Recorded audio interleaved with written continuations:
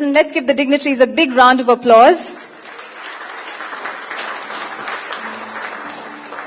In India, when we light the lamp, we often chant the following shloka, Shubham Karoti Kalyanam, Arogyam Dhanasampada, Shatru Buddhi Vinashaya, Deepa Jyotir Namostute, which means, I pray to you, O light, the giver of abundance, prosperity, joy and good health, and the destroyer of an inimical mind. With each wick being lit, let's give the dignitaries a big round of applause, ladies and gentlemen, once again.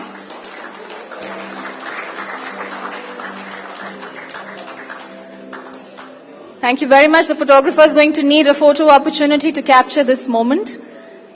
Thank you, esteemed dignitaries, for lighting the lamp for the inaugural session of the second Auto Retail Conclave, Prosperity in Adversity.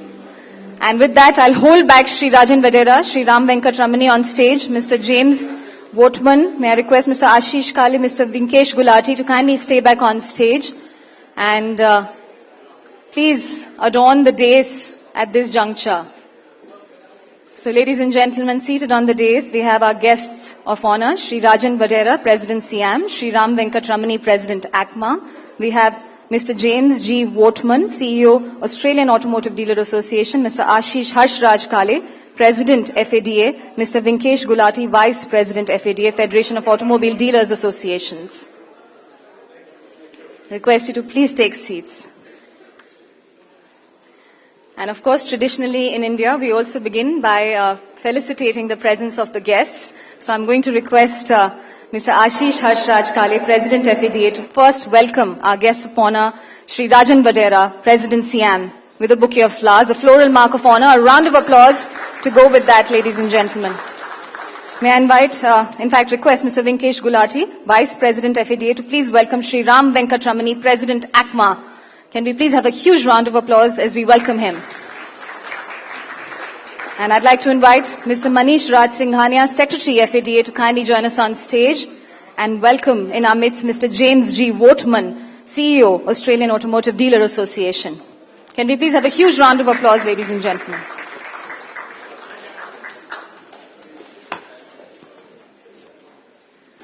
Thank you very much for doing the honors, and a warm welcome to the esteemed guests of honor once again. And now, ladies and gentlemen, I'll take the privilege of introducing very briefly our very dynamic president seated on the dais, Mr. Ashish Harshraj Kale, President FADA and also MD of Provincial Automobile Company.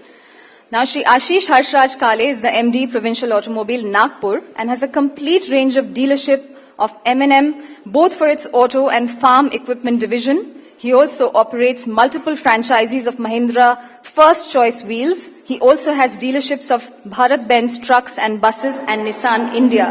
And Shri Ashish Harshraj Kale is the President of Vidarbha Automobile Dealers Association since 2012. He is the member of social organizations and clubs in Nagpur. And so once again, I'd request you to please extend a hand as I request him to deliver the welcome address, our very charismatic leader, Mr. Ashish Harshraj Kale.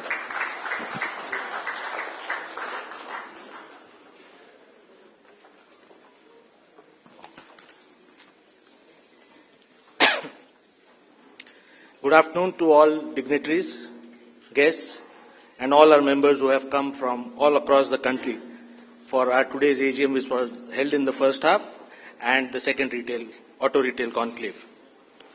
On behalf of Federation of Automobile Dealers Association, I would like to welcome our guests of honor, Sri Rajan Vadera, President CIAM, Sri Ram Venkatramani, President ACMA, and Sri James Votman, CEO of the Australian Automobile Dealers Association. It is our privilege that our second Auto Retail Conclave is being inaugurated with the presence of the entire ecosystem of the auto industry on the dais, ACMA and CIAM, and we the dealers as FADA, and not just Indian auto representation, but we have international representation too in Mr. James Votman from the Australian Dealer Association. It is really unfortunate that Sri Nitinji Gadkari could not come to our event today due to his health not being okay. It would have been an honor welcoming Nitinji, a personal honor for me, as I would have welcomed him here in Delhi, not just as the Minister of Transport and MSME, but I would have welcomed him as a well-wisher of our family, a Nagpurian, our Member of Parliament from Nagpur, and our country's most visionary and one of the tallest leaders. The first auto retail conclave in Nagpur was inaugurated by him, in which I took charge as president, and it would have been an honor for me if he would have been here today to bless me as I take charge in my second term. I would still like to speak about Nitinji and his work. Maharashtra witnessed an automobile boom during his tenure as the state's PWD minister. There are many famous achievements to his name, like the Mumbai-Pune Expressway and the many flyovers of Mumbai. But for us, his most important achievement, which is to the importance of the automobile dealer community, was connecting 90% of towns and villages with all-weather motorable road way back in the 90s for the entire state. Many dealers sitting here in the audience have Mr. Gadkari to thank for getting into the auto dealership business. His tenure as the PWD Minister of Maharashtra in the period of 94 to 99 saw complete connectivity of the state, and with that connectivity came automobile sales growth. Along with automobile sales growth came auto dealership growth. And there are many who from the rural parts of Maharashtra got into the automobile trade due to that growth. As the Highways and Transport Minister of the country in the past 5 years and continuing in his second term now, he has replicated what he did in Maharashtra, and today you see highways and roads being built at a speed never before seen in our country and to areas which have never seen connectivity. Such is the impact of one person's dedication to his work and ensuring implementation of the government's vision that despite the current slowdown that the auto industry faces, the northeastern states of the country continue to grow in sales, which have seen huge development in highway construction. We have dealers here today from Assam, Manipur, Nagaland, Sikkim, who will definitely vouch for that. We look forward for the same speed of growth in highway construction from his ministry and look forward to more such connectivity, helping fuel the mobility needs of many more parts of our country. 15 years back, when alternate fuels was not an important topic in India, Shri Nitin Gadkari was a strong advocate of alternate fuels to reduce dependency on oil imports and same foreign exchange, as well as to supplement farm income. I remember one of his comments a few years back when he was president of the BJP, and at the inauguration of one of our showrooms, he had commented, "The day our party is in the government, I will ensure that alternate fuel is taken up very strongly, and we will save majorly on the lakhs of crores of fuel imports that our country does and be self-reliant in our energy needs." He had also commented back then that "Jo main bolta hu, wo karke dikhata hu." Probably not many believed him back then, but today this vision of Nitinji is driving the agenda of the government as India makes huge strides in going towards implementation of ethanol, biofuel, CNG production and other biofuels through agriculture produce, ultimately leading to electric vehicles in the future. But his comment back then of doing what he says, and which is true, has me worried today. He very recently commented in one of the programs in Nagpur that I would like to see no diesel being sold in the next 3 to 5 years in Nagpur and its adjoining 5 districts and replaced by alternate fuels. Exactly the same districts where our dealerships sell diesel vehicles. But I would like to mention here that dealer community is not afraid of change. The dealer community is not afraid of change that will happen in the mobility solutions of our nation. We will wholeheartedly adapt to the change and support the vision of our government in becoming a self-reliant and stronger nation. In fact, today the auto industry and the dealers are in the process of one of the fastest transitions from BS4 to BS6 in 3 years, which most countries have done in 8+ years. And I'm sure that any new regulation that is required for the good of the country will be adapted by the auto industry even in the future, and dealers will be a part of that process and will always be supportive of implementing the same. Our recent concern was only on the clarity of policy, especially in the recent challenging times where the customer was in a confused state of mind due to these changes and delaying his purchase. We are extremely thankful to the Honorable Prime Minister and to Shri Nitin Gadkari for having given such a strong statement which has completely settled the issue with regards to internal combustion engine vehicles and EVs, and also after that by the Finance Minister on the continuity of BS4 vehicles for their registration lifetime. This has put to rest any confusion regarding the roadmap for our industry into the future.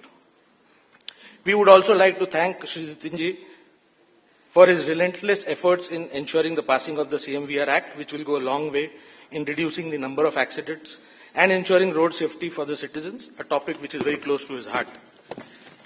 It will also bring a lot of transparency in the overall registration process of automobiles, especially at the RTO levels, and will also lead to huge saving in fuel costs and other resources for our country.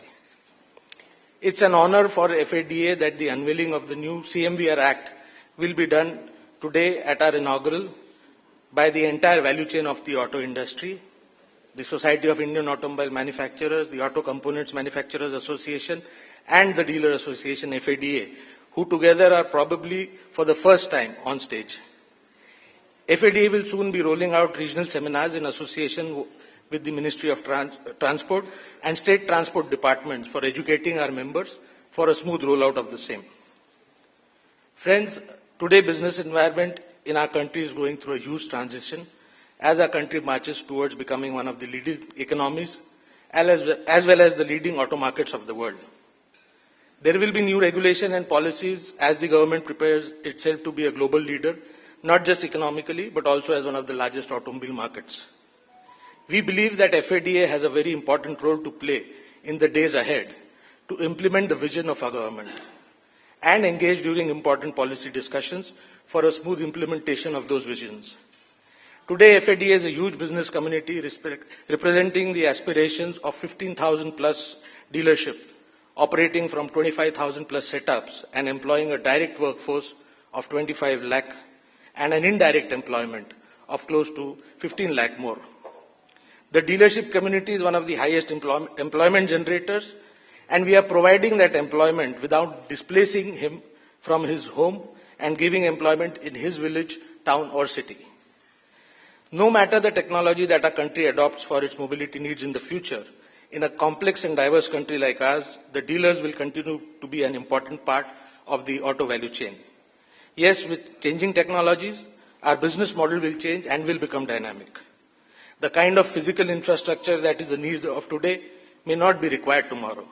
But in a country where 2.4 crore two-wheelers and 30 lakh passenger vehicles were sold last year, and despite that, the penetration of passenger vehicles remains at 22 per thousand, with a population of 130 crore people, the geographical reach, the financial strength and the serviceability through its huge employee base that an automobile dealer provides cannot be replicated.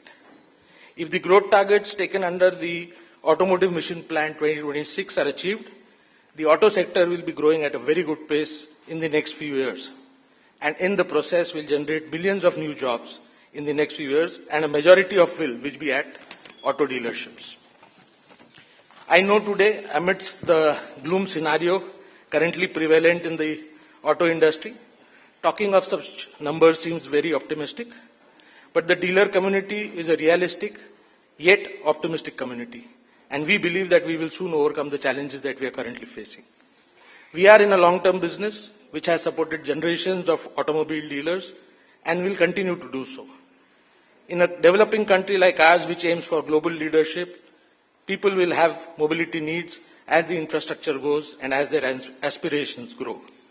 The automobile industry is today best suited to deliver on these mobility needs, and auto dealers, the channels to deliver them. If you look at the Lehman crisis in the US back in 2008-2009, there were bigger issues that auto dealers faced then, and many dealers in the US faced closures. That crisis taught many lessons to the National Automobile Dealers Association, which is the Association of American Dealers. And the dealers in the US, through those learnings that they had during that difficult period, recovered strongly and have grown from strength to strength. Later in the session, we have Mr. Charlie Gilchrist, the current president of NADA, which is the National Automobile Dealers Association, addressing us through a video message on these challenges that they faced and how they overcame them. He could not be here due to a personal preoccupation at our event. The current slowdown that the industry faces is a temporary one, and with the complete support from the government, we will soon come out of it, and we will be into growth soon. But taking a lesson from NADA, FADA would like to advocate our dealers and to the industry issues which will ensure that despite the cyclical ups and downs of business of our dealerships, the business itself remains strong and continues to prosper and play their part in nation building by generating more employment in their growth. The Auto Retail Conclave today will deliberate on many such issues and the best way of implementing them for the betterment and strengthening of the dealer community, and in turn resulting in a stronger auto industry in India. With the support from MORTH, we have been able to bring transparency in vehicle registrations happening across the segment and across various states, giving a clearer picture of the retail sales situation. FADA will continue bringing in further detailing of the retail sales and would also be requesting the complete auto industry to move to market share calculation by way of registrations, a norm followed internationally and a much needed change for the betterment of the industry. Last year at the ARC, we had taken a pledge to generate 1 lakh jobs in support of the Prime Minister's vision of employment generation.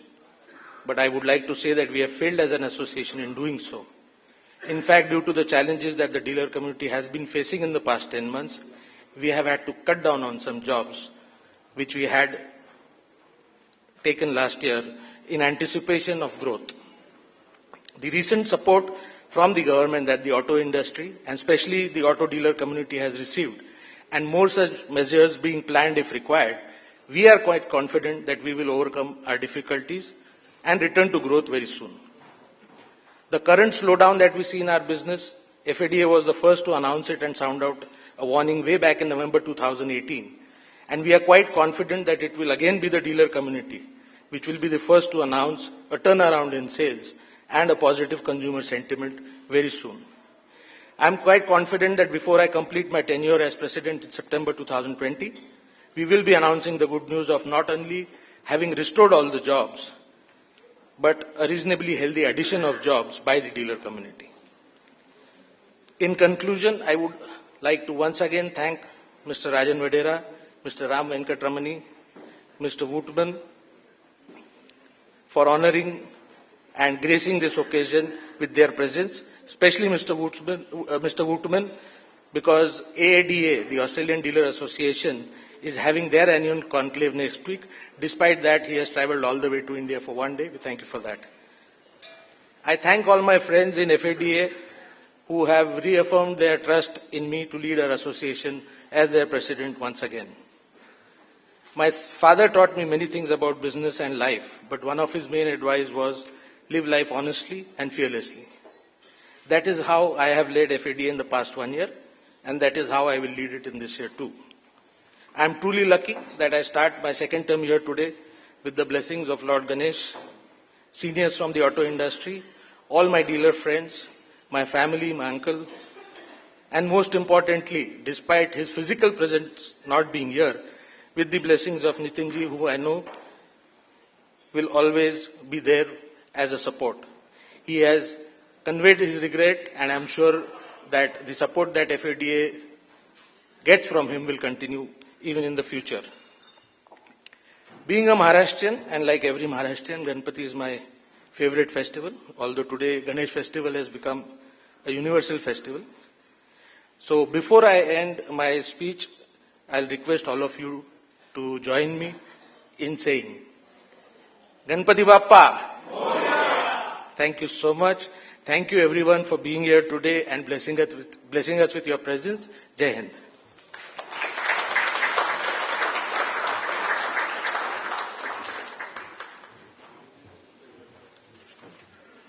Thank you very much indeed, sir, not only for setting the context for the second Auto Retail Conclave, but for that very pragmatic, honest address, leaving us extremely emboldened. Thank you so much once again.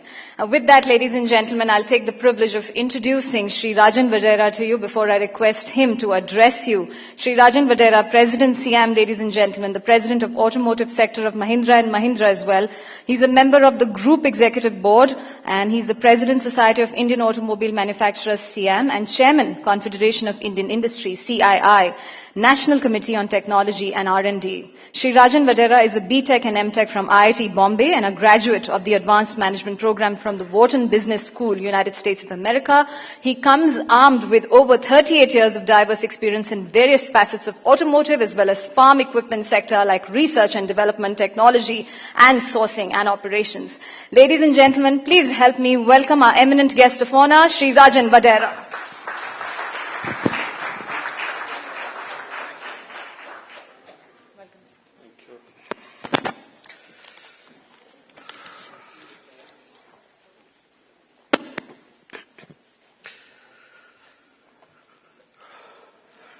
Mr. Ashish Kale, President, Federation of Automotive Dealers Association, Ram Venkatmani, President ACMA, Mr. James, CEO, Australian Automotive Dealer Association, Vinkesh, my colleagues from Automotive Fraternity, ladies and gentlemen, a very good afternoon to you all. Today, we are missing the charm and the aggression of Shri Gadkari ji, which actually always inspires me to perspire. But ultimately, it is good for the country, and we all don't mind going through that perspiration because it helps the nation.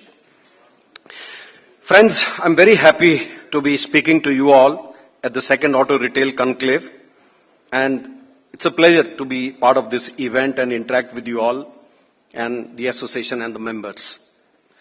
I have great appreciation for your contribution as a cohesive ecosystem of automotive entrepreneurs because you provide employment to lakhs and lakhs of people across the country.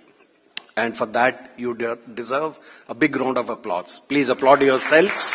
You are employment generators in a very big way, and it's a multiplication factor. For every one employee that we recruit, you recruit a multiple of that.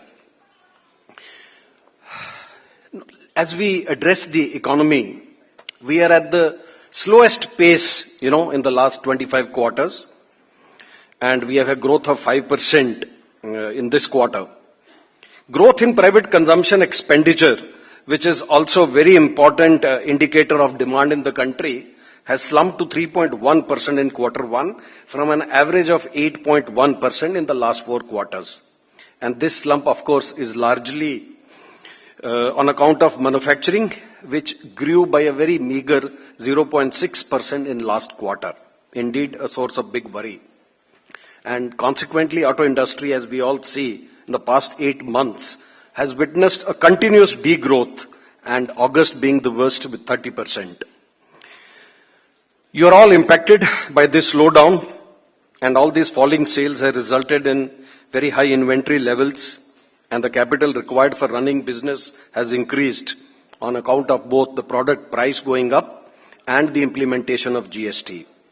So all these lower liquidity levels are resulting in higher cost of funds and adversely impacting the profitability and the viability of many of the dealers.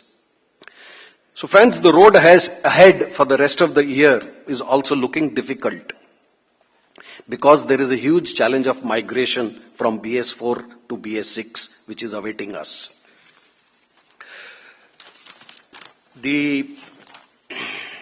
Frankly speaking, this VUCA world is a very difficult state of doing the business. But it actually is the new norm today. And while we are dealing with the slowdown and the BS6 transition that I talked of, very soon, few years from now, we'll have to actually be prepared to deal with what we call it as the future mobility, which is all about the electric mobility, the connected mobility, and the autonomous mobility. So is there a panacea for this, for being prosperous in this adversity? I don't think there is one. But actually the solution, they say, lies in looking at the chaos and turning the chaos into an opportunity.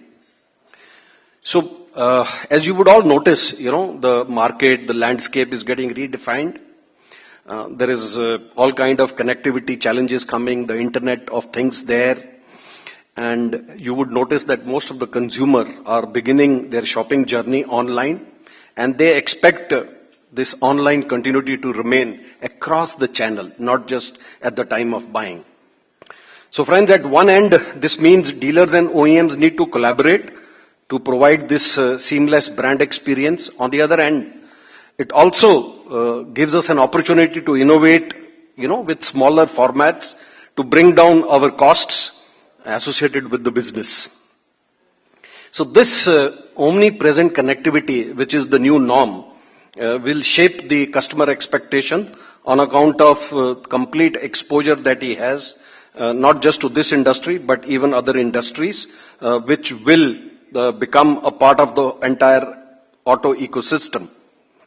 This is definitely going to result in financial stress and will make all your workshops very capital intensive to deal with this new mobility requirements.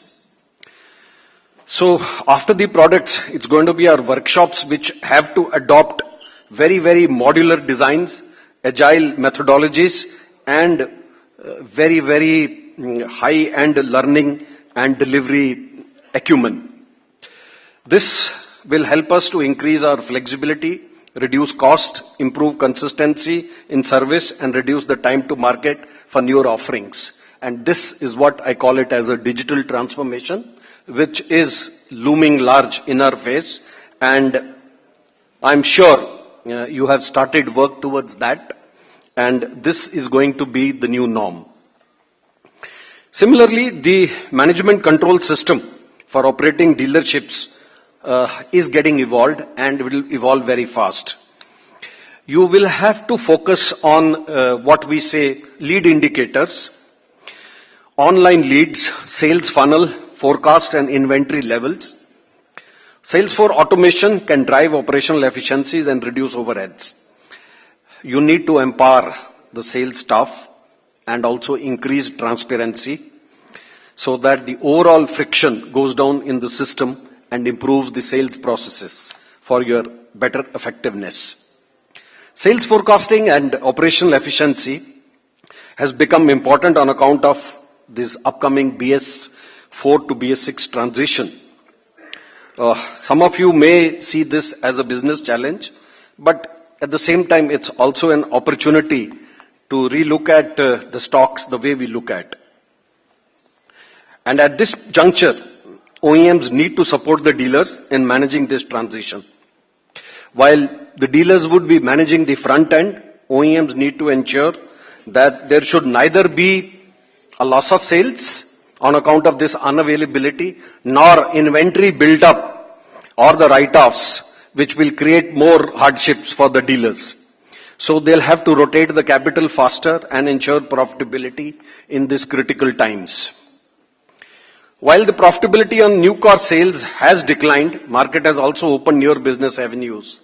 This is like the parts and service, used car business, financing and insurance, and other value-added products that are coming in and that will come with the future of mobility. BS6 is a very, very significant technical upgrade. I have gone on record many times to say that in my 38 years of experience and the last 15 years where I've been very deeply involved with technology and product development, this is the biggest challenge being faced by us, consequent to both two new technologies coming in the vehicle, the particulate filter technology and the NOx trap and the selective catalytic reduction technology with the OBD monitoring, the lib home modes, and you name all these things to be done in a span of 3 years across all the models and have defect-free products is a huge, huge challenge. And then I think on an average OEM is spending about 1,000 crores to upgrade their product portfolio, and it's a very, very big challenge. And this is also going to offer you more touch points as a consequence of the technology that is packed in the product. It would require a different kind of knowledge upgrade to handle, but it will give you newer revenue streams. It will improve your profitability and it'll be a way to improve the viability of the dealerships. Another important resource that we all should be mindful of in an organization is the people. people are the foundation. And change in their mindsets and capabilities requires rigorous performance management of people. We have to invest in people and train them. So this investment is the cornerstone for any business change, and a business is going through very, very difficult change in the upgrade to the technology to BS6. And without upgrading our people, we will not be able to justify the investments that will go into our showrooms. Lastly, I think good dealers stay committed to the brand and in good and bad times, because changing brands is very disruptive, and as the technology moves up and people become brand specific, changing brands, as I said, is a very difficult proposition, because it takes time for people to grow and have the affinity towards a brand, understand the customer profile, deliver on the expectations. It also takes time for people to understand what a brand delivers, the systems, the product knowledge, and hence changing brand is a very big business risk. So the auto dealerships of the future should be built to last at least for the next 2 generations. And I think the fundamentals on which, to my mind, these can be built is the fundamental of trust, transparency. It may happen that the dealerships will become so-called unicorn startups, which will offer good opportunities to a PE investor or even for a public listing. The economic revival of growth is possible, as we are all struggling with the slowdown. And Honorable Finance Minister Madam Nirmala Sitharaman has taken some good steps on the 23rd of August 2019. While the early consumption and the investment data for July is nothing that we can really cheer about, the centre's fiscal data for the month shows actually a sharp uptick in the spending.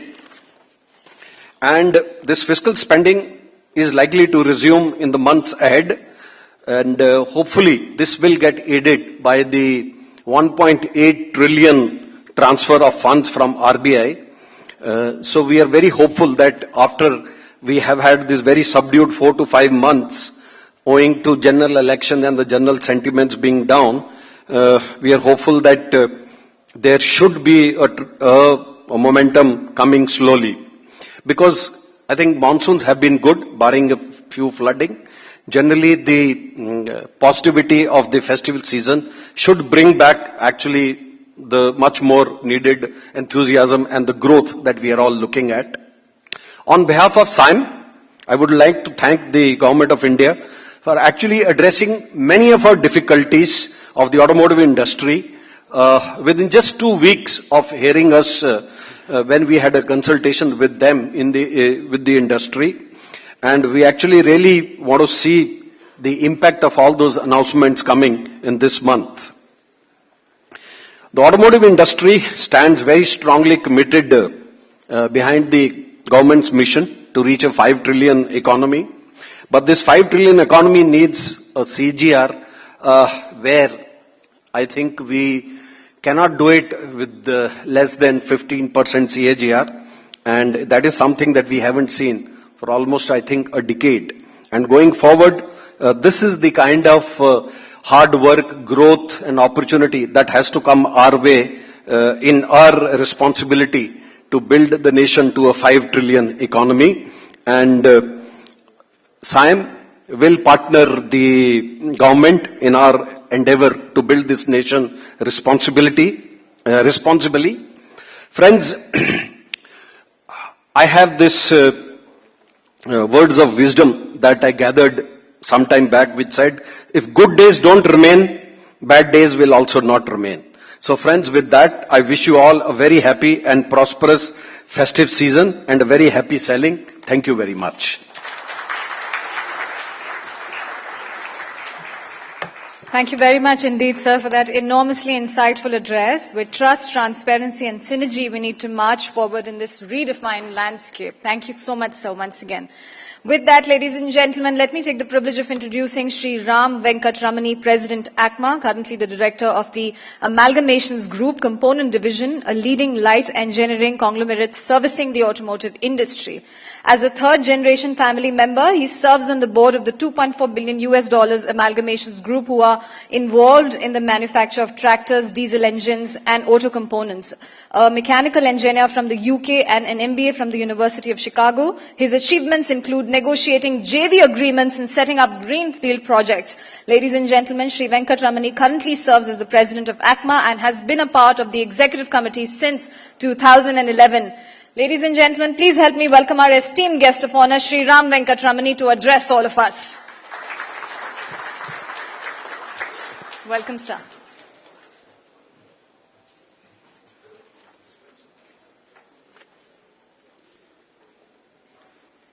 Mr. Ashish Kale, President Fada, Mr. Rajan Vadera, President SIAM, Mr. James Wootman, CEO ADA, ladies and gentlemen, a very good afternoon to all of you. Thank you all for inviting me here today. It's an absolute honor. Ashish, hearty congratulations to you on completing a very successful term as the President of FADA. I understand that this morning at the FADA AGM, it's been aptly decided to extend your term by another year.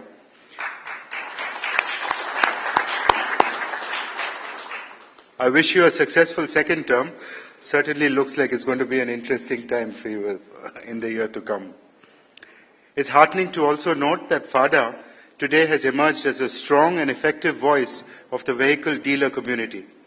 The everyday newsletter and frequent communications is something that's to be emulated by all associations. I must add that we in ACMA find the retail numbers you publish very useful and helps tremendously with our planning process.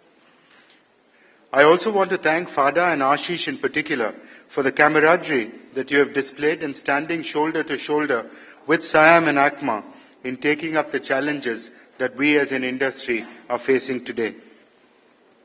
The recent announcements by the Honorable Finance Minister, I think Mr. Vadera alluded to that earlier as well, and the continued efforts by the Government of India to revive sentiment in the market augurs well for all of us.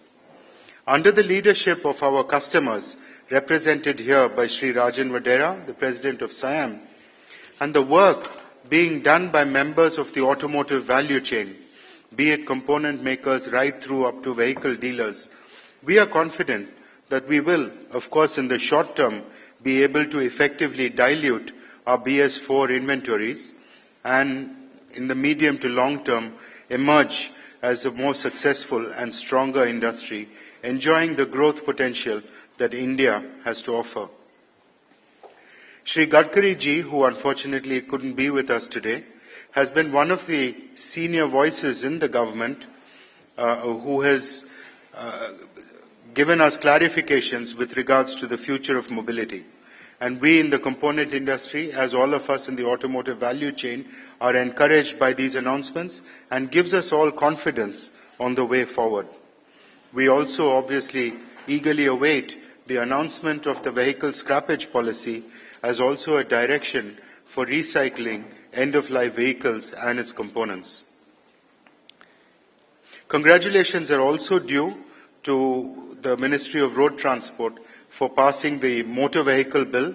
I think this was passed unanimously by both houses of Parliament. And with the measures enshrined in the Act, I'm sure the menace of road accidents and better compliance to road safety norms would occur. ACMA, I would like to mention, is working closely with the Ministry of Road Transport for mandating of standards for components sold in the aftermarket, and this will further improve vehicle safety as also helping to curb counterfeiting.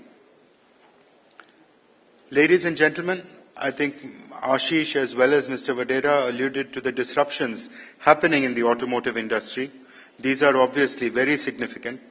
As consumers, we watch with awe and admiration the changes happening in automotive retail. Our relationship with our personal transport is changing more than ever before, and you, gentlemen, in FADA are at the forefront of this change. As component makers, We really look forward to an opportunity to participate more proactively in this space, since, as you might be aware, almost 18% of the revenues from our membership is derived from the automotive aftermarket. The component industry has just released its figures for 2018-19. We did show a growth and registered a sales turnover of $57 billion, with exports registering a turnover of $15.16 billion and the aftermarket contributing almost $10 billion. However, as you are aware, we are facing challenging times almost since the second half of 2018-19, and therefore we expect 19-20 to show a subdued performance. I do hope that with a positive message from the Finance Ministry on infusion of liquidity, the changing willingness of bankers to lend, additional measures such as deferring registration charges on new vehicles will all help in the revival of vehicle sales. Our hopes are pinned on the performance of all of you in the auto dealerships, as you have a direct reach to end customers. I therefore wish you all success, and I wish FADA's second auto retail conclave a great success. Thank you all very much.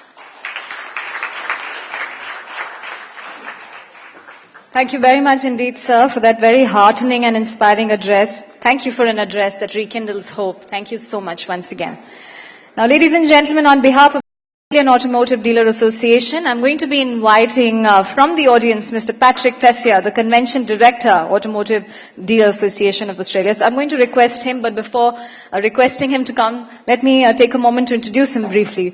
Mr. Patrick's experience in the automotive sector is second to none, with a wide-ranging knowledge that extends from the dealership floor to the advertising and marketing world, and with a career encompassing all aspects of dealer operations, advertising, marketing, and event management. The depth and breadth of his automotive expertise is unparalleled in Australia. And today's program. One of the great things, of course, about India, and no doubt you all know this, it's a very exciting time for the development of your industry. And of course, your key to success was your membership, and that's the very important part. I'm going to tell you a little bit about our market, and I'm going to keep my remarks very brief. So, there we go. No, that's the wrong one. We just get the presentation right. That's the wrong one.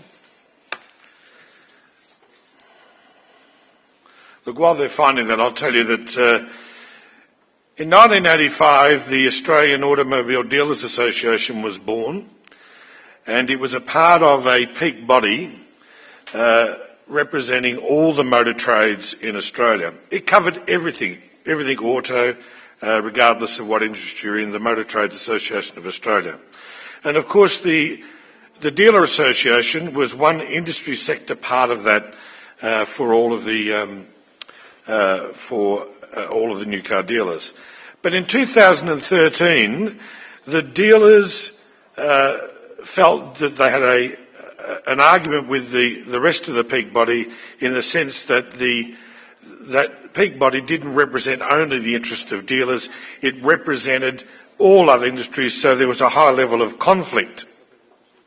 And of course, out of conflict, there is a lot of argument and a lot of unnecessary angst. So in 2013, the dealers of Australia decided they'd take their own association back from the Motor Trades Association, and of course do it themselves. So in 2013, the Australian Automotive Dealer Association was born, and of course it's been a very interesting journey since then. I think you all know that relevance is a long journey, and good advocacy takes commitment. And of course that is one of the most important parts about what dealer associations around the world do.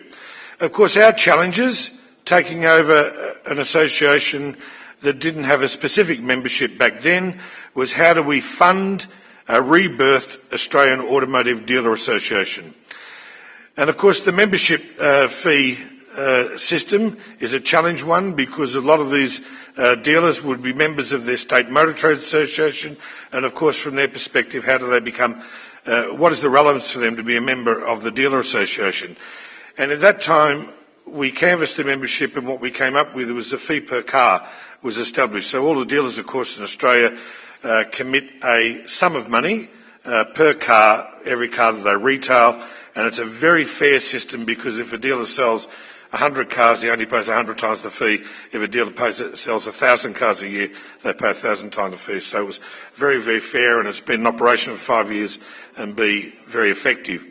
And of course, an absolute must was to establish a secretariat in Canberra.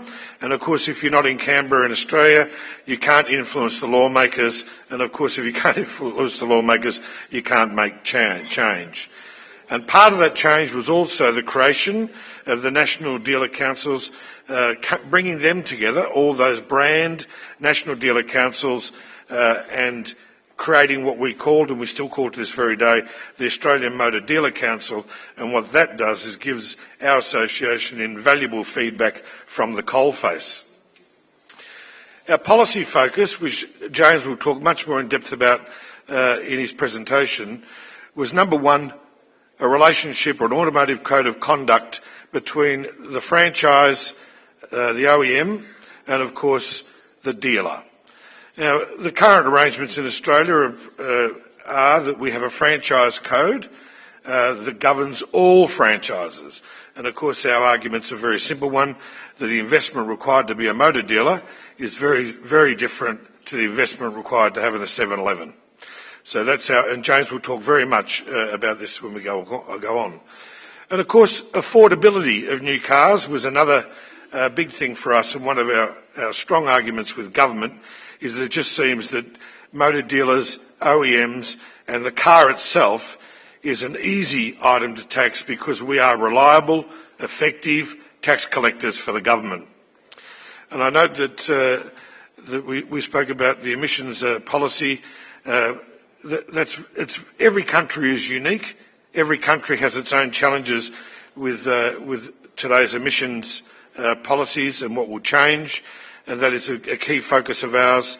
And of course, a safer vehicle fleet. So in 2013, there was a strong commitment from our government to allow the import of used cars, of which we fought against. So we can tell you that today Australia has no imported used cars. We don't bring them into the country. We believe it's a better outcome for consumers. We believe it's a better outcome for dealers, and we believe it's a better outcome for our partners, the OEMs. And of course, finance. 80% or 90% of Australians who buy a car have to finance it, and I'm sure that's no different here.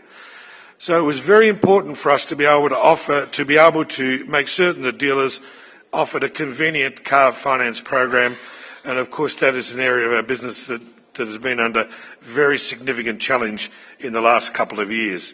But it's a very important part of the income model for all of the dealers.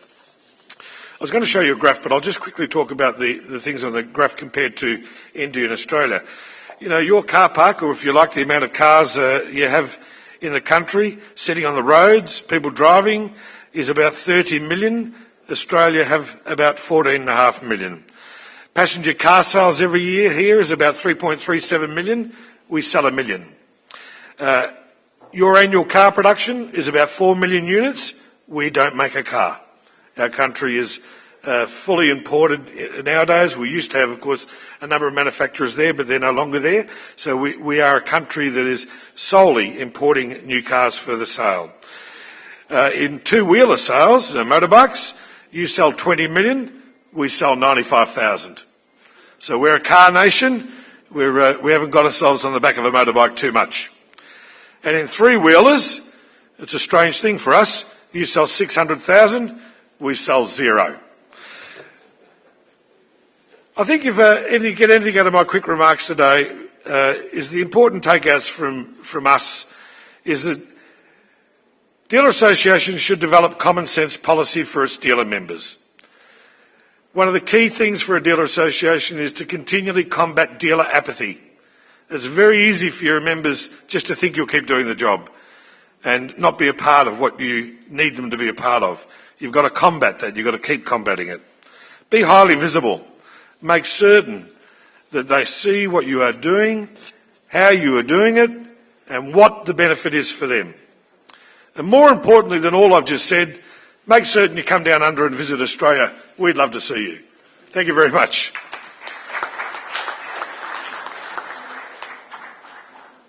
Thank you very much, sir, for that wonderfully optimistic address. And now, of course, ladies and gentlemen, we have a video message.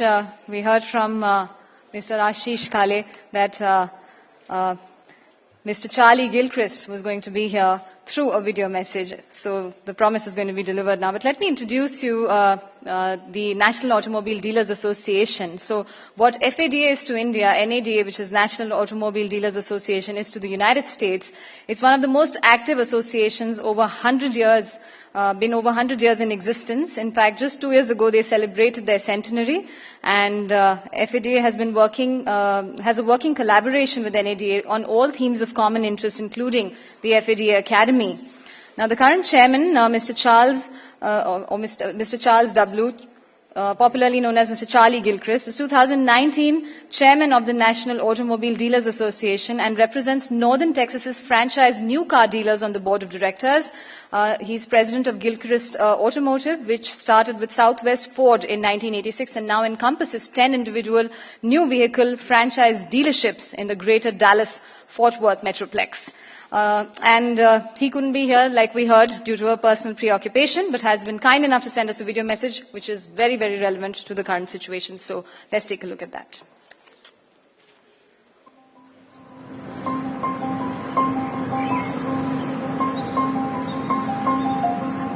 I'm Charlie Gilchrist, chairman of the National Automobile Dealers Association in the United States. No matter what language we speak, we understand the dialect that is the automobile industry. It's no secret that everyone is talking about the future of the auto industry and the future of personal car ownership, not just in the United States, but around the world. Technology is changing cars. We're getting better fuel economy. We have safety features and driver assistance systems that are doing more to protect our customers. And everyone is talking about the rise of the autonomous vehicles and electrification and how that will affect consumer demand. The only certainty in the auto industry is change. But one thing that won't change is that to be successful, every dealer must build strong customer relationships and deliver great customer experience. No matter how technology evolves, this is a people business at the core, and that will never change. Customers prefer the in-person experience that dealers can provide. Even technology can't change that. Every automotive market experiences challenges at some point. The U.S. experienced the Great Recession about 10 years ago, and two of the biggest manufacturers were on the verge of collapse, and thousands of dealers were at risk. Hundreds of dealership doors closed, and thousands of employees lost their jobs. But that's when the industry came together the most. When challenges arise, we rely on our dealer association to assist dealers to make the case that we are an important economic driver for the communities we serve. We cannot be naive to the unpredictable business cycles and the fact that they do occur.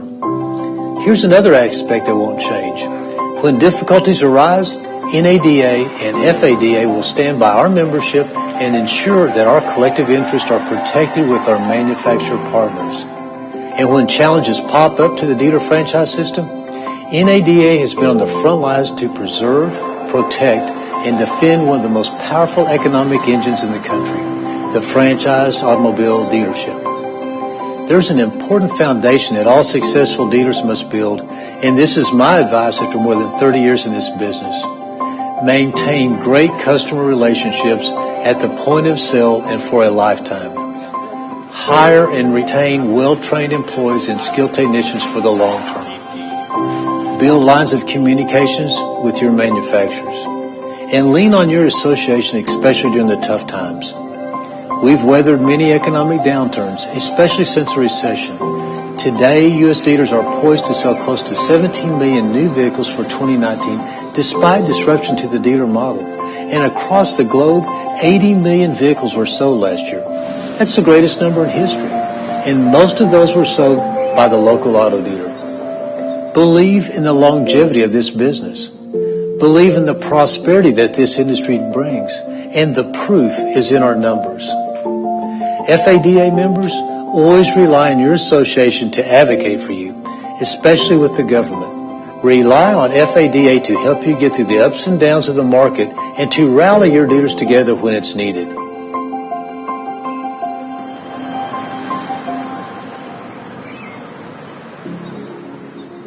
But members are the key. You are the force that drives your agenda and missions. I remember when the U.S. economy began to swing upwards again. It was because the dealer community held many conversations. We built relationships more than ever. We helped to educate our lawmakers on what policies harm our businesses and our customers. We were united with manufacturers on a common interest, not just to survive, but to thrive. And today, dealers are engaged so we can adapt to the technological evolution in our industry. Our work is not easy. A national association is the lifeline that connects thousands of dealer members, and you must remain active and engaged so that you can help shape the future of your business. A lot of that work starts with a strong advocacy and making sure lawmakers understand who we are and what we do. NADA is lucky to have an amazing grassroots presence and thousands of dealer members under its umbrella. I'm president of the National Automobile Dealers Association. Seeing and hearing from other industry leaders throughout the world reminds us that the auto industry is a global community. You are not alone. And NADA welcomes the opportunity to work with you in the future and discuss our challenges and goals. Dealers are cut from the same cloth, no matter where we're from. We're resilient, we're adaptive, and we're a shining example of the strength of an entrepreneur. I commend the work that FADA India does on behalf of its dealers.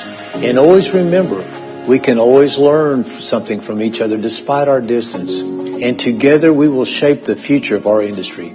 NADA wishes you the best for the future.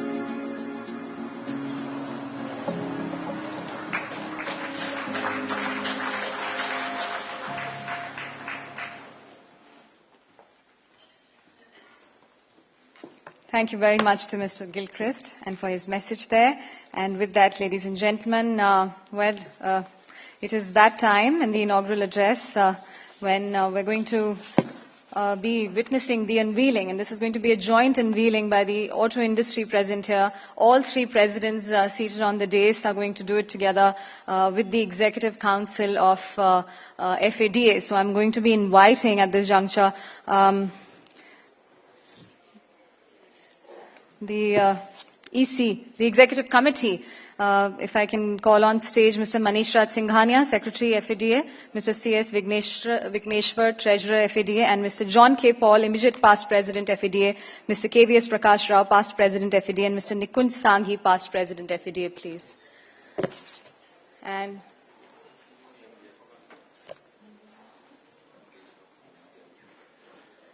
this is the unveiling of the new CMVR, ladies and gentlemen. The Dealer Association, their presidents are present, auto manufacturers, their presidents are here, component manufacturers and their presidents are with us. So the unveiling of the new CMVR is what we will witness.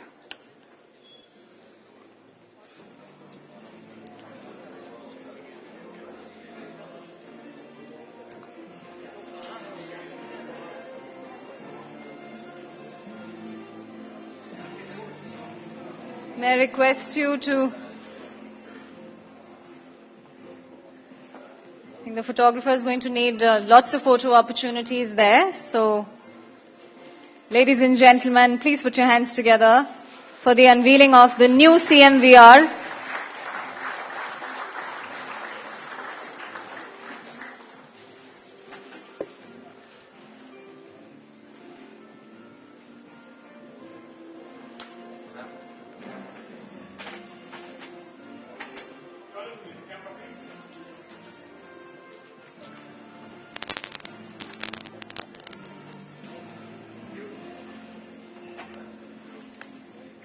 Ladies and gentlemen, I think we must have a resounding round of applause for the unveiling of the new CMVR.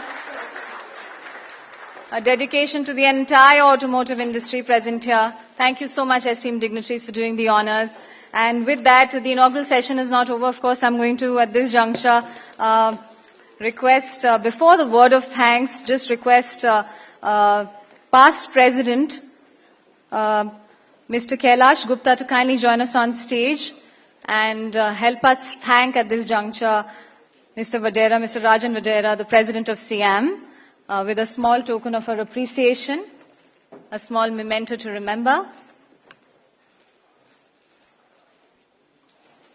Can we have a huge round of applause, ladies and gentlemen, for Mr. Rajan Vadera?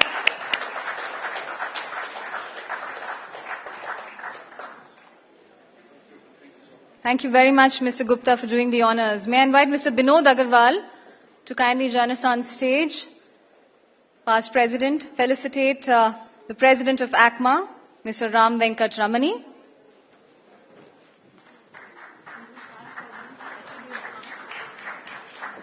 Can we have a louder round of applause, ladies and gentlemen? Thank you very much.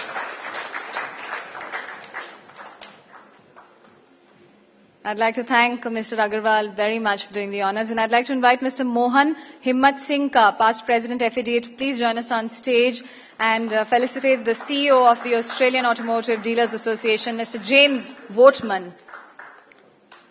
Can we have a huge round of applause for Mr. James Wortman?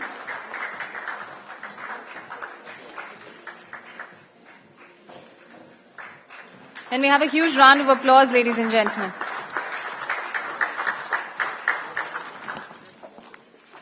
And now, of course, all right. So I'm going to request Mr. Venkat, would you do the honors?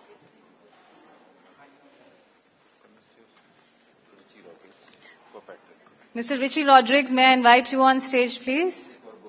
And please thank Mr. Patrick Tessier for us at this juncture. Mr. Tessier, may I invite you back on stage, please, to please accept this very small token. Mr. Patrick Tessier, Convention Director, Automotive Dealer Association, Australian Automotive Dealer Association. So, a big round of applause, ladies and gentlemen, for Mr. Patrick Tessier.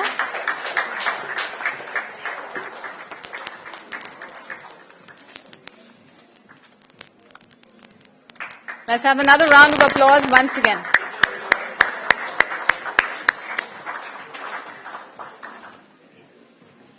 Thank you very much to you, and thank you, Mr. Rodrigues, for doing the honors. And with that, before the word of thanks, let me quickly take the opportunity of introducing our Vice President, Shri Venkesh Gulati. He's also Managing Partner, United Automobiles, a law graduate, and has done Masters in Commerce and Masters in Business Management. He's the Vice President of FADA and Managing Partner of United Automobiles. He's the member of Mahindra Dealer Council. Mr. Gulati is the Senior Vice President of United Group of Institutions, having educational institutions in Allahabad and Greater Noida. He's Director in United Bharat, Hindi daily newspaper, having circulation in Eastern UP. He's the Chapter Chairman of Indian Industry Association and is the Governing Council member of ASDC. Please help me welcome the Vice President of FADA, Shri Venkesh Gulati, as I request him to render the vote of thanks.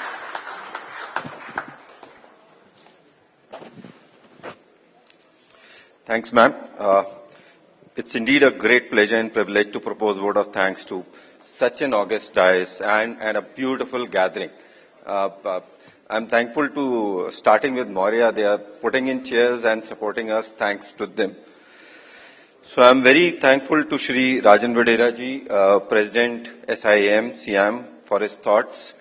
Obviously, good thoughts for our dealer fraternity, talking of innovative small format, bringing down the cost of operation, modular workshops, inventory control, increased transparency, rotating the capital faster.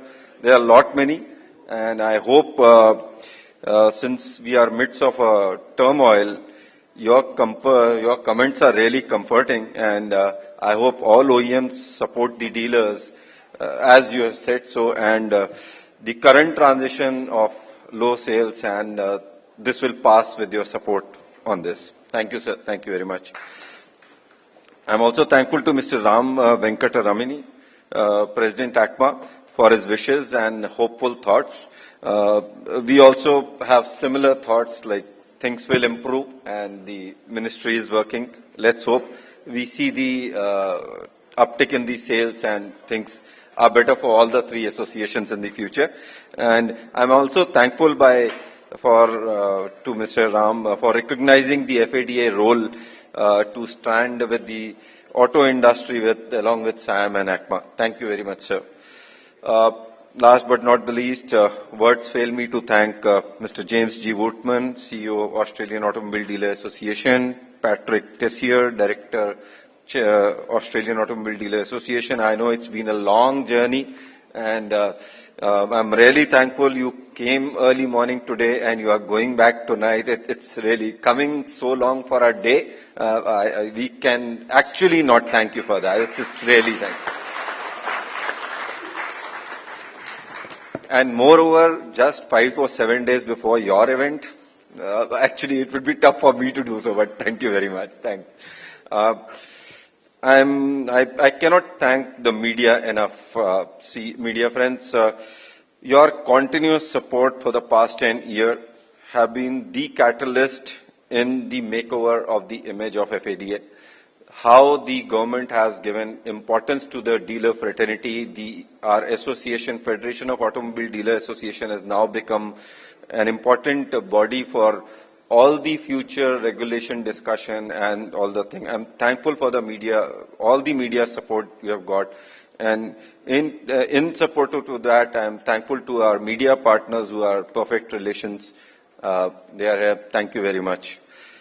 Last but not the least, let me thank my brother dealers. We are pleased to have your participation in this outstanding conference. And we at FADA, obviously you are also part of us, but we are confident by the end of the day, we'll benefit with all the discussions we have today. We have a very, very eminent panelists sitting all here. I'm thankful to them also to join us in the inaugural. And we are hopeful that by the end today, we'll take out some good conclusions which will help us in the current situation, maybe to improve sales or handle such points. So thank you everybody, and let's start the conclave again. Thanks very much. Thank you.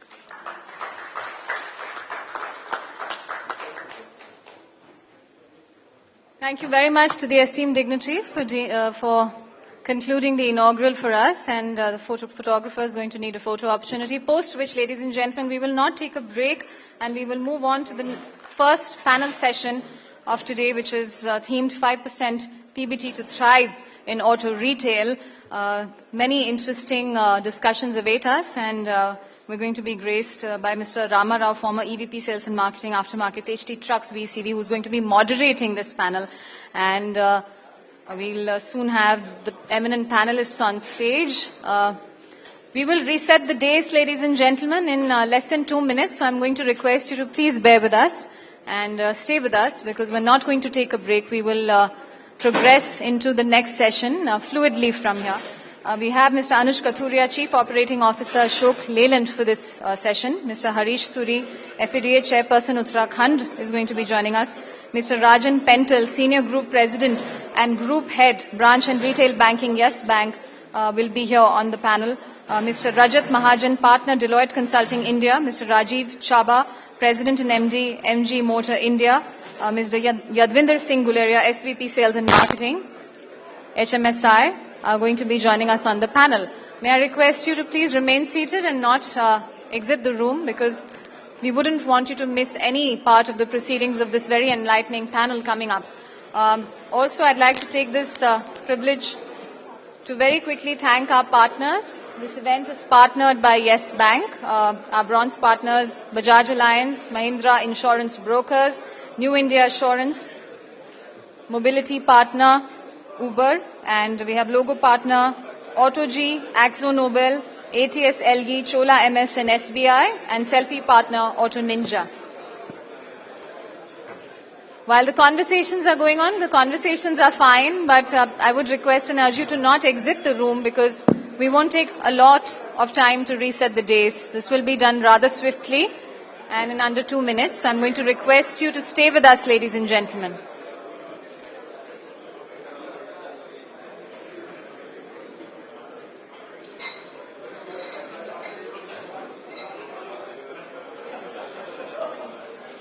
We're all very aware, ladies and gentlemen, that we have some very interesting, enlightening sessions lined up. A roundup of the conclave was given to us by our president, Shri Ashish. So I'm going to request you to please stay here with us for some very interesting conversations. And this one on the theme of 5% PBT to thrive in auto retail.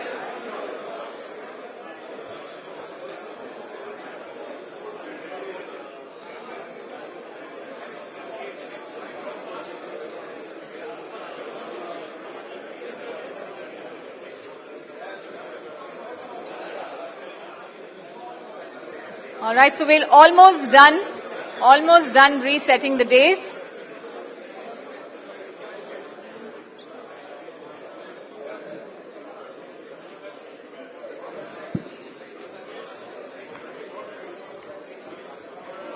May I request you to please stay in the room, ladies and gentlemen. Maybe in less than a minute we will be done and then invite our eminent panelists on stage.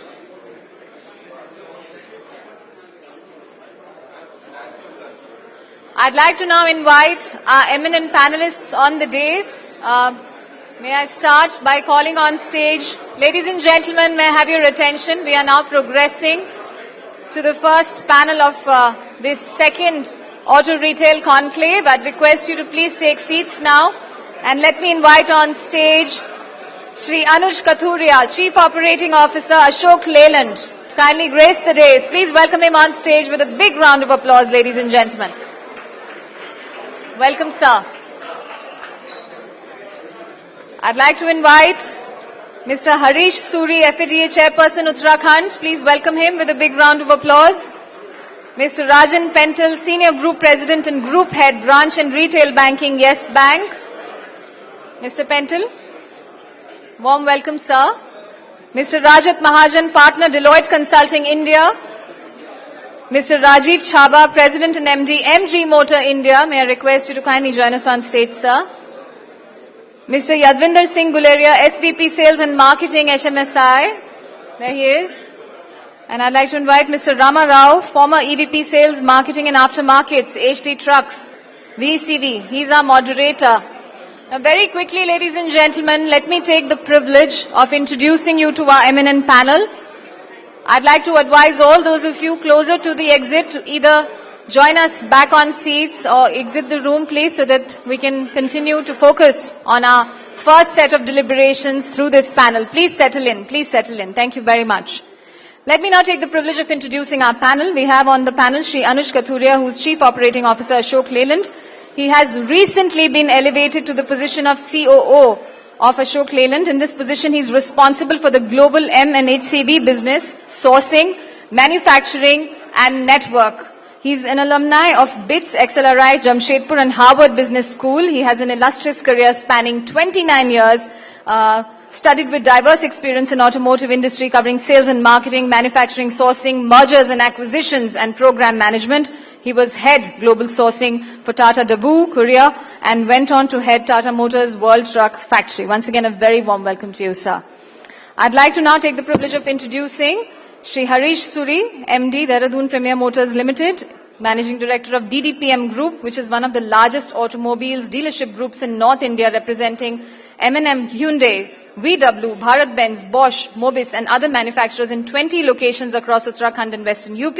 He holds the degree of BE in Civil Engineering and an MBA in Marketing, and prior to returning to India over 10 years ago, for personal reasons, he was a banker for 20 years with Citibank. His positions included Head of Citibank India, Regional Director based out of Hong Kong, Singapore, and Thailand, and finally as Managing Director, Asia Pacific, based in Tokyo, covering the 37 countries in the region. Warm welcome once again, sir.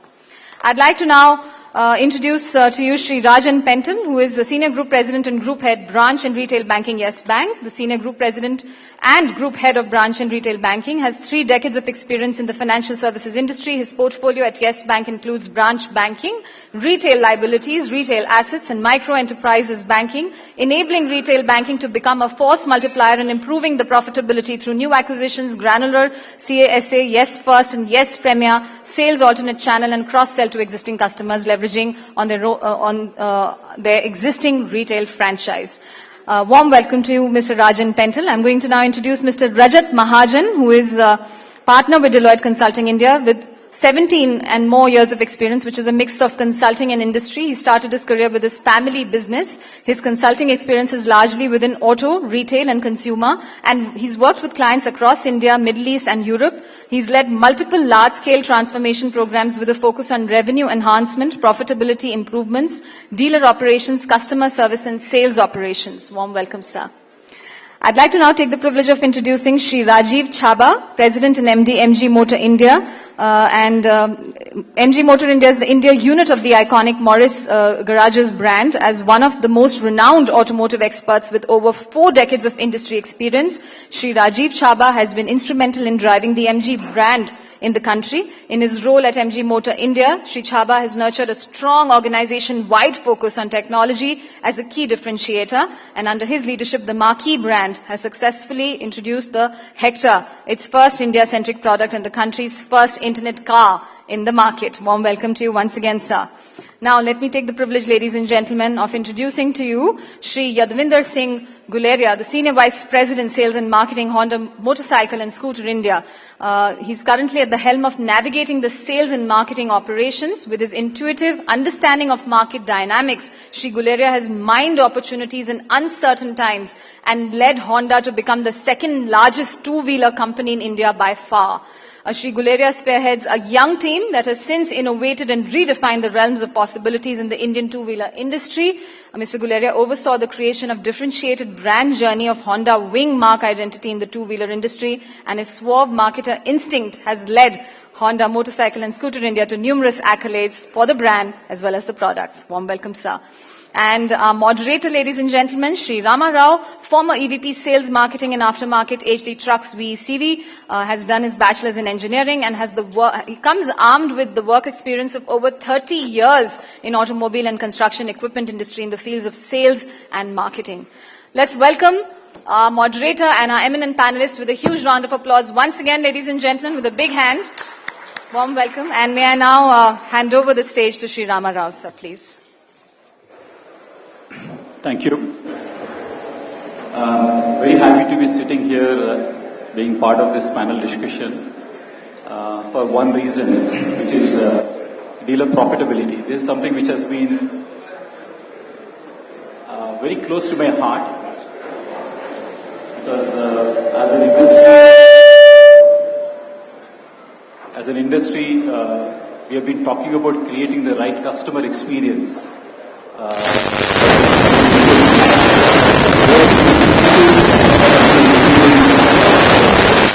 In terms of technology, there has been great progress that we have made in India. However, when it comes to delivering the customer experience, it's all happening at the dealership. And together as an industry, while we have invested heavily in terms of creating good infrastructure, we are still miles away in terms of creating that right experience for our customers. And when we have this dialogue going on between the OEMs and dealers, there's one thing which has always been discussion, point of disagreement in terms of how much more we need to invest. Okay, so when we actually speak to several dealers, we understand that the dealer profitability is something which is stopping most of our dealers, especially the new gen dealers, in making more investments in creating the right customer experience. And the profitability, is varying, so dramatically from one brand to another brand, one geography to another geography, from the size of dealership, small to big. You hear dealers talking about, some exceptions. I'm talking here, dealer profitability, operating income margin or profit before tax, whatever you may call it, anywhere between 4 to 5%. But this is a small exception. But if you talk about the larger fraternity, we are in the range of 0.5% to say about 2%. This is something which I believe should be a concern, not just for dealers, but for the whole industry. Because without the right profitability, I believe it will be impossible for us to actually build this business. So this is something which I've been actually working with different brands myself in the last 30 years. And so I'm happy to be part of this panel discussion today, and looking forward, to some sort of, direction setting in terms of what should be the long-term, let's say, things that we should do as an industry, not as OEMs and dealers, but together as a fraternity, what is it we need to do? And similarly, from a short to medium term point of view, what is it we need to do? Short to medium term, of course, we are not talking about the crisis that we are going through right now. It is well beyond that. Because, we cannot go from a level of 0.5% to 5% overnight. So we need to see really and what is that we need to do from OEMs, and also what are the various other opportunities that we need to look at as an industry, as dealers, in terms of taking it from, so low level, which is less than 1% to maybe in the short to medium term to, let's say, 3 to 3.5%, and then from there, let's go to 5% over a period of, let's say, 3 to 5 years time, whatever it is. So with that, I would like to actually open the dialogue, and I would request Mr. Rajan from S-Bank to make comments in terms of when you are looking at dealer fraternity, when you are actually funding dealers, what is the minimum level of expectation that you would like to see in terms of profitability from our distribution network? So it's a very relevant topic. The context in which we are talking, the phase in which we are talking. I think the way traditionally the banks have looked at the dealership business has definitely undergone a change. This business has been largely relationship driven. Banks have been looking at the ratios, but not the way they would look at in MSME segment or the related industry. So there have been, I would say some kind of an flexibility which has been available, and hence the industry has an exposure of, the banks have an exposure of close to 70,000-80,000 crores on the dealership business. So every up and down in the industry actually leaves a mark and is also a good learning, is also a time to take a stock of what is happening and how it should be conducted. So when the highs were there, we saw a lot of expansion, we saw people opening outlets, upgrades and whatnot. At that point of time, I think the only focus was that since there is a growth, and to capture that growth, you should be present, you should be omnipresent, you should be present at more and more points. But when the industry has come down, and suddenly this data what you have written, 200, 250, I would actually put it close to 400. Right? The number is actually much higher, wherein you have seen the dealers going belly up. I think the banks ought to be more cautious. The banks need to be really looking at the complete business model, the investment of the principal, and what is his churn. So these are, I think, three very, very important aspects which need to be taken care of. And one very important point is what kind of investments he is making, and will those investments actually return into the kind of yield which he is looking at. So these are some of the important aspects which were possibly, they were looked at, but they were looked at with little bit of flexibility. But now, in the interest of the business, in the interest of the dealer, in the interest of the OEM, I think all the three will have to work very closely while looking at a proposal. So I think we are moving away from a situation wherein actually the inventory funding started in India with the manufacturer giving a comfort letter, and then somewhere it went off. I think the time has come when all the three parties have to start vetting the proposal before it goes through. So these are, I think, some of the very, very important changes, which have happened and which the industry is going through. We always have to keep it in mind is that when a dealer goes belly up, the amount ranging from 10 to 100 crores, a bank can lose in one go. So this is something which really needs to be looked at under a lens and looked at very, very closely. Okay. When we look at the business models, if you look back last few decades, the focus was in terms of creating the network.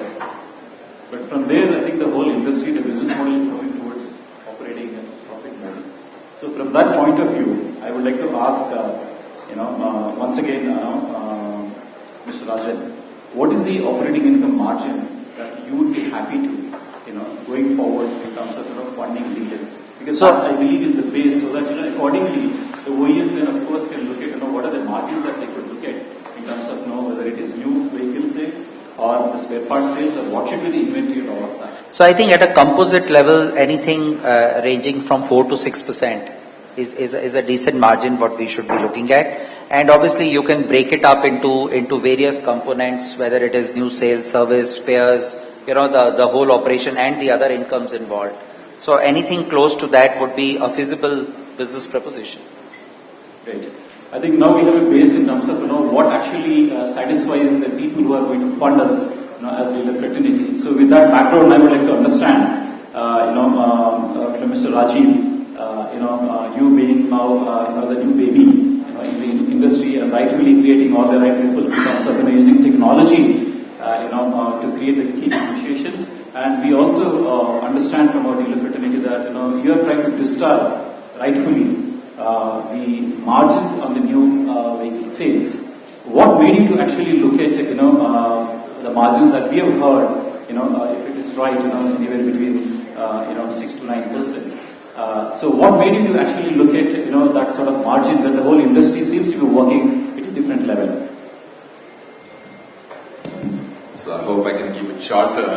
Problem with me is that I love my voice, and when I start talking, I keep talking. So just tell me to shut up at some point of time. Anyway, see, the thing is, one thing, it was very clear to us right from the start that in this market, when we have giants like Maruti and Hyundai, and they control 70% of the market share, and the other players, 2-3 other players put together go up to 80-90%.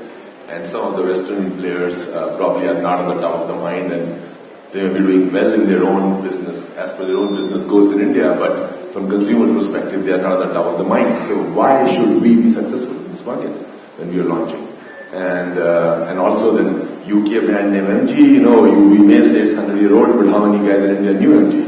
And then you have a Chinese parent, and then in India we have that image that if something is coming from China, it has its own connotations. So why would you buy any MG product in this country? So one thing was very clear to us, that we need to be disruptive. We need to do things in a very different way. And it started with the way to accept the kind of culture what we want to have, the kind of innovation we want to have. It was clear that technology is going to be our big parameter, big founding pillar.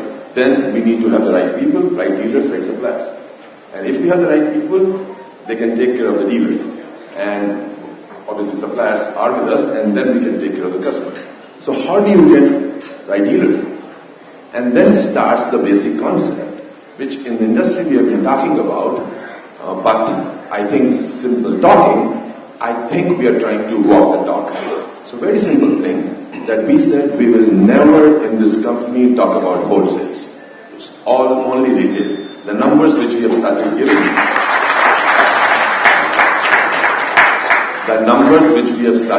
to SIAM is all retail. They count it as wholesale because that's not the concept in our country, right? But we are doing retail. Trust me, in our company, maybe the sales head knows wholesale, but even regional manager and area manager do not know what wholesales we have done so far. We don't tell them, because we said that's not interrogative, it's retail. Second, we said dealers forget profitability. In today's time, let's talk about dealer viability to start with, and then profitability. So when we're talking about viability, our simple mantra is that you take care of customer satisfaction, we take care of your profitability, period. Because the whole thing is that if suppose I have 100 crore marketing spend, as an example, and if suppose there is something going wrong with a particular dealer and I have to distribute 5 or 10 crores out of that 100 crores, that makes market sense and business sense to allocate that 10 crores to take care of dealer viability. Otherwise, dealer, whether you right or wrong, you are forcing dealer to charge money from the customer, and the customer is going to be unhappy, and whatever advertising you may do is going to be a waste. So I think certain fundamentals have to be in place. The third thing we said very clearly, that one market, one dealer in general, so that we don't create unnecessary competition. And we are simply we are saying that when you can have a business model of one exclusive supplier for a particular component, so you are 100% dependent on a supplier for one particular component, can't you be dependent on a dealer for a particular territory? So again the thing is that you have to find the right partner. And by the way, in this process, we may make mistakes. And by the way, in NG Healthcare, we made mistakes. In 2 or 3 places, we did find the right partner. We selected, but then you change the partner there. But in general, and frankly, here we have learned something from Toyota, because we are learning from all the best practices, that have less number of dealers and grow with them. So this is what we are trying to do. So these are some simple basics, which I think we are trying to follow. And in terms of margin, frankly, margin is how do you want to see it. People give incentive, wholesale incentive, monthly incentive, quarterly incentive, put together probably also it comes to 8 or 9%. So I think our structure is something which dealers can appreciate, and that's what we're doing. Thanks.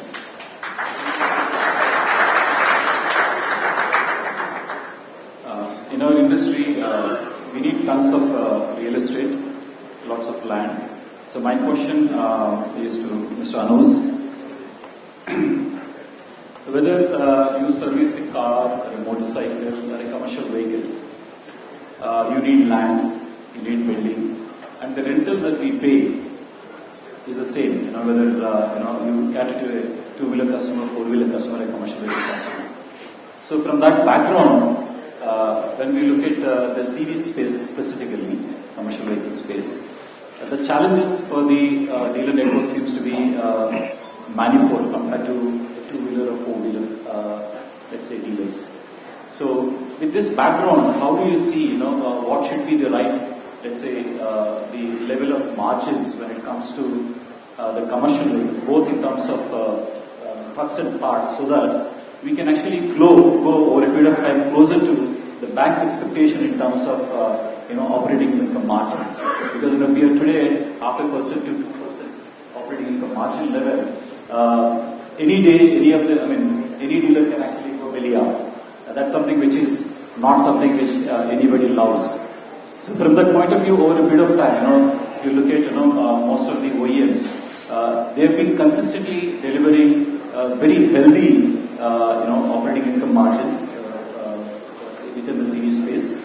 So from a CV industry point of view, how do you look at the margin should evolve for the dealers, both in terms of new vehicle sales as well as spare part sales? Thank you for the question. First of all, I would like to thank FADA to invite me as a panelist over here. The topic that has been selected, the first panel, is quite relevant. And generally what happens is that in this kind of a phase where the industry is going through a possible downturn, we start talking about profitability and the consequences. And, as Mr. Rajan was saying, many dealers are folding up or going belly up. But actually, if you see, we need to focus on this aspect at all times. And at Ashok Leyland, and since I am the only one from the CV industry on this panel, I would say that at Ashok Leyland, not now, but at least if I go 10 years back, we had coined a brand promise of Aapki Jeet, Hamari Jeet.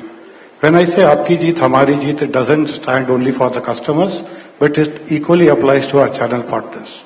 And we always kind of not only worry, but also take a sharper look and get a sharper understanding of our dealer and the channel profitability. This is one of the things that is on our minds at all points in time. Having said that, and as Ramarao said about the CV industry, I would also like to take this opportunity to say that, the dealerships, when they set up their dealerships, while automobile is a bigger space, but when we talk about passenger car versus commercial vehicles, the requirements of the customers are different. The way the sales happens is different. So we need to be more sensitive to how we set up our dealerships. Because naturally the revenue streams that can come from a commercial vehicle in sales or even after the sales has happened in the aftermarket support can be very, very different. So we encourage all our dealerships to, when they are actually starting the investment process, to see how we can be smart enough to be very careful and very mindful of what are we investing into. And Mr. Ramarao, to your question about the real estate, we do not want our dealers, friends to have large setups which are unwieldy, because we know that we are in a cyclical industry. Every 3 to 4 years, there will be a down cycle that will stare at us. So we need to be smart to understand this. In my last 30 years in the industry, this is probably the 8th down cycle that I will be seeing for myself. So when this kind of a down cycle happens, people start worrying about, their costs. But you have to be mindful at all points in time. So we encourage our dealers to be very smart in their investments. Also, what we have done is that we have more recently, we have said that rather than every time the vehicle or the customer having to come to the workshop, how can we have a smarter solution where the workshops, the mobile workshops, start going to the customers? That actually helps in more than one ways. The customer is happier, he is getting service at his doorstep. Secondly, the investment in the real estate is also kind of, to that extent at least minimized.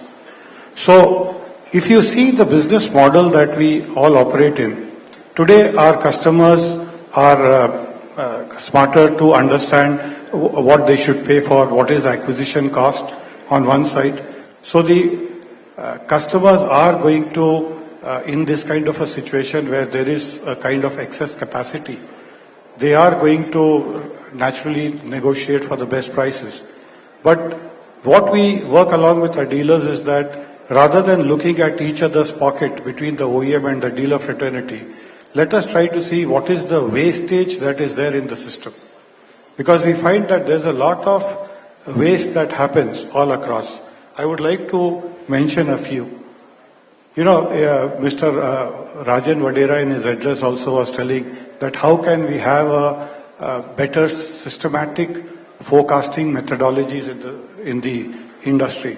Today there is a lot of vehicles that get produced based on certain forecasts, certain predictions. But then we find them standing at various sales yards or at the dealer stock yards, which is again creating a waste which does not help anybody in the industry. There are several other ways in which we can work smarter. We can actually eliminate waste from the system. We can also then start looking at, we had done a study some time back at Ashok Leyland, which I would like to share with all of you. It's a very interesting study. If I take the product life cycle of a commercial vehicle, say a 8x2 truck, in the 6 years of operations, the customer spends close to 3 crores of rupees in acquiring the vehicle, in running the vehicle, in maintaining the vehicle till the end of the life cycle. Out of the 3 crores, the acquisition cost is less than 10%. The remaining 90% is in the operations. So this is where most of the OEMs, most of the dealer fraternity, they are not going to, they don't get involved to that extent. Our engagement with the customers in that 90% is limited. So how can we actually look at different revenue streams, especially in the commercial vehicle? We have made a few initiatives. One thing which I would like to make a special mention of is that we have recently tied up with HPCL, and we have now started giving fuel cards, NN cards with all our vehicle sales. This actually is not only helping the OEM and the oil marketing company, but also it helps our dealerships to get that extra revenue from them. So we would like to partner with our dealers in various other revenue streams.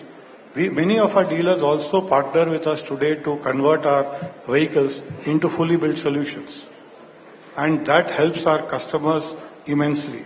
They get ready to use vehicles from day one. So we encourage the dealers to come forward to partner with us. One of the other things which we are going to also attempt, and this is something which is not going to be easy, people talk about reporting wholesale figures versus retail figures. This is something which can be done more simply. But think of a situation where we do not have to have these two figures very differently, whether it's a wholesale. So in today's context, because of the way the products are designed, we have to build vehicles to stock, because naturally the customer is not ready to wait for the vehicle once his need is established. So what we are trying to attempt in BS6 is that we will have a modular platform. Through this modular platform, it's not only in the design, but this is how we will run the business. What we are going to do is, we are going to take orders, or what we call as made-to-order system, so that the customer, from the time he places the order, we could attempt to deliver the vehicle within 2 weeks. In this way, what it does is that the stock, whether it is lying at the dealer's end or at our end, gets minimized. Yes, I am saying that 100% of the sales cannot happen on the MTO process, but there is a very good chance to attempt this with a modular design. And as we go forward, we'll try to see how we can completely 100% of the sales come on this platform. So I just mentioned a few of the initiatives which will help dealers to invest smartly, rotate their finances better, have more cycles of rotation, and also do not unnecessarily keep on paying interest on things which are not going to get them any returns. Plus, we also encourage the dealers not to only depend on sales revenues or sales margins. Also, we have a concept of service absorption ratio, where we say that the dealer should be breaking even from the revenues that they earn from the service and parts, so that in a down cycle like this, they do not go belly up, they are protected, and in an up cycle, they can make good money. So these are some of the thoughts I thought I'll share with you. To the customer experience, of course, all the brands, manufacturers are actually, in a sense, improving the corporate identity standards. And of course, once any dealer is investing money big time in terms of improving the corporate identity, it is expected to last long years. But we see that that the corporate identity norms are getting revived quite frequently, and this, of course, we all know has huge impact on the dealer profitability. Mr. Yudhvendra, how do you see the corporate identity playing a role in terms of enhancing the customer satisfaction and experience in the dealership? So what is the delta that the dealers get by having, investing in this direction? Okay. Very good afternoon to all. First of all, lighter vein, I would like to say we are in the month of September, and every time FADA organizes in September, SAM conference in September. So what happens in September is that we are almost at the doorstep of the festival season which is coming. So we come with the hope that Goddess Lakshmi is there to open this door and all will have good things. If industry anyhow is in positive, everyone in this hall would have been positive.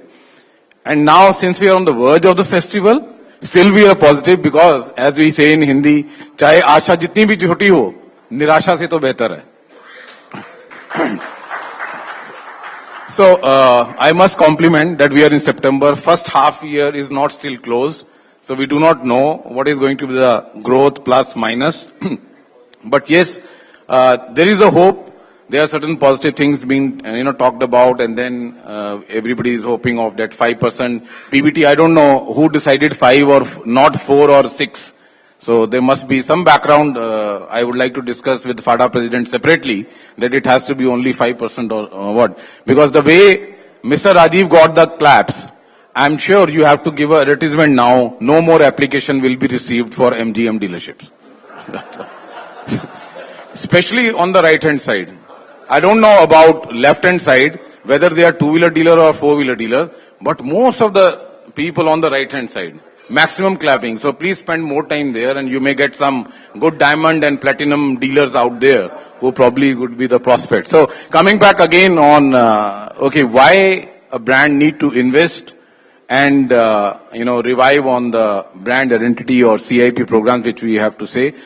First, I do not agree that there is a high frequency. There may be a perception in the market that we keep on changing. But what exactly happens? There are certain disruptions, or the best way to call disruption is creative turbulence in the market. There are new entrants, there are new brands who walk into the market and they are giving a totally different experience to the customers. Irrespective of the industry, the benchmarks are created in the mind of the consumer by what they experience as a customer. Whether they have gone to auto dealership or a consumer dealership, or they have bought any other thing. Once they experience that, the expectation of their dealing, once they walk into any other two-wheeler dealership or a four-wheeler dealership, that is the benchmark which starts building up in their mind. So now, as a brand custodians, we need to keep on evaluating where do my brand stands in the consumer minds in terms of the perception. Because one is intention, the second is perception. Both are important. I think most of the people in the hall will say that intention is more important, but it cannot be at the cost of perception. So now, if we have to relook into that branding, we need to be very clear from our marketing point of view, from whether it is a third-party agency, that where your brand stands in the minds of the consumer in terms of the overall image. You may not have a product today, but there is a strong perception of the brand, so I think you are safe. But if the brand perception is also going down in the mind of the consumer, even you may have the best of the product, your experience which is finally delivered to the customer may be down. So that's the time when we need to start re-looking at our whole program. CIP may be sometime only inside the environment. It may not be talking about the external or exterior board. It could be only the uniform of your staff. It could be some other training aspect which may allow, or it may require some kind of interference where you need to reskill your people along with some visible parameters which will touch the heart of the consumer. So from brand to brand, the level of this interference may differ.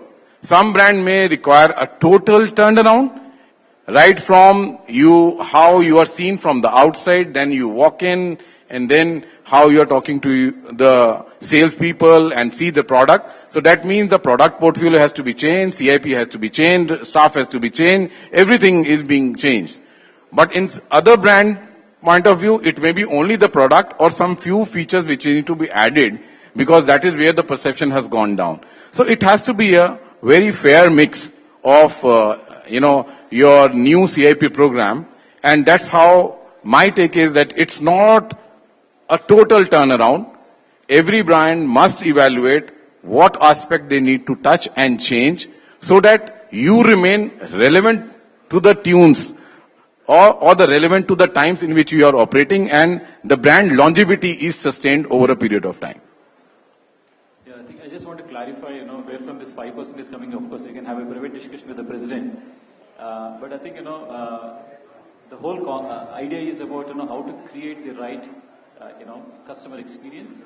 And for any entrepreneur, if they have to invest from a long-term point of view, if sufficient profits are not made, and this profitability we are talking about 5% is coming from the FADA association with other associations like NADA or with the Australian association, so that over a period of time, when we are hitting, in the cyclical business lows, you still have some cash to ensure that, you're not, belly up.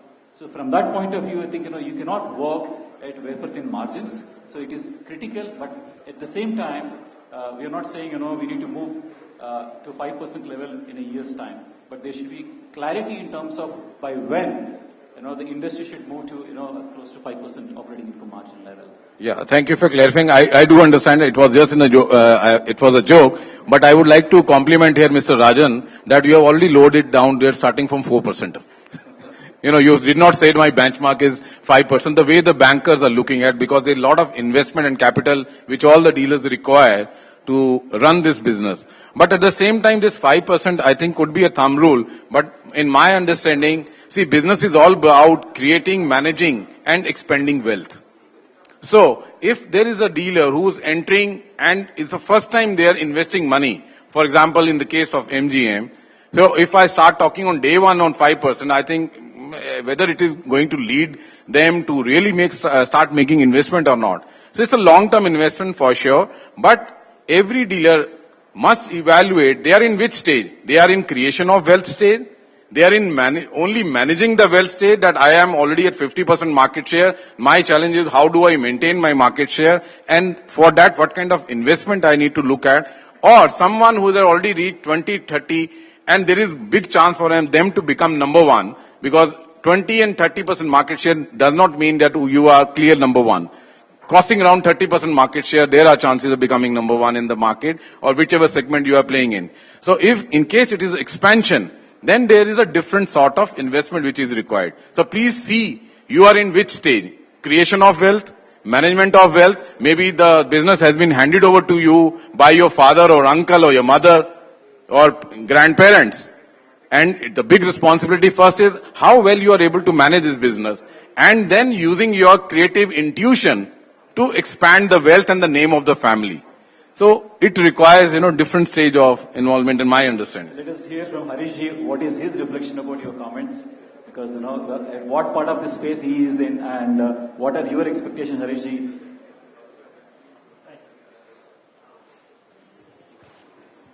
Thank you. My way of looking at it is that you can't look at 5% PBT in isolation. Before becoming a dealer, I spent more time as a banker. So I think it's more important for us to look at what is return on capital employed rather than looking at PBT as a number. And if you look at the dealership, it is a very, very capital intensive business. And if it is capital intensive, then obviously your returns need to be higher to take care of cyclicality. And if the commercial vehicle business is more cyclical than others, then dealers need to be compensated more for that cyclicality than a steady state business that may be a two-wheeler business. So I think it's a concept of where you are in the industry and what you're looking at. I can only share with you my experience over 10 years, and I've sort of met with every manufacturer. Not a single manufacturer has ever shown a business model which includes the cost of land. Because you cannot develop a business model which shows that you can make a return on investment if you take the cost of land. But in today's scenario, land is a cost. It is not wealth creation that you bought land and it's going to double in 5 years and grow 10 times in the next 10 or 20 years. So I think one of the other panelists also alluded to the fact that a lot of dealers who are on a rental business have gone out of business. And the reason they've gone out of business is because you've not intuitively imputed a cost of capital to the land that you own. And I think the time has come that we need to look at it carefully and say, what is it that we need to earn as a business for it to be sustainable going down the road? Because it is also in the manufacturer's interest to get good, high quality dealers. You can always get somebody with money. That's not a problem in India. You can always get somebody from the real estate business or from a political background where they have loads of money and they can put it into a dealership. But the question is, can they run a dealership? Do they have satisfied customers? And can they build a long sustainable business? So I think that needs to be looked at. The other aspect, the final aspect that I look at is that, is this a business that is attracting the next gen? And if it cannot attract the next gen, then I'm afraid the prospects for this business are very, very bleak. And as I look at this room, I don't see too many young people around. I don't know how many of them are my children. I talk to a lot of dealers. And our biggest concern is that none of our children ever want to join our business. Now, these are big businesses. They're profitable businesses. People know them in the market. So there must be something that does not excite them to come and work in this business. And this is something that not only dealerships need to ponder on, but manufacturers themselves. That, look, if you're going to survive and thrive, And I think every manufacturer has seen that whenever a high-performing next gen has joined the business has gone to a different level. And if there has been no change and no human talent that comes into a business, it suffers. So I would urge everybody to look at it not just as a PBT number, but look at what does it take for this business to be sustainable in the long term.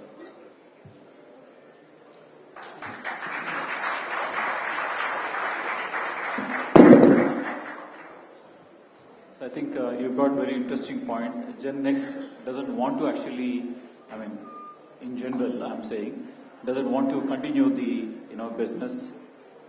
So what are the challenges facing? Why Gen Next doesn't want to take this? Are there any specific reasons this industry, is putting in front of them? My understanding. I have a couple of kids who are working, but don't want to come and join my business.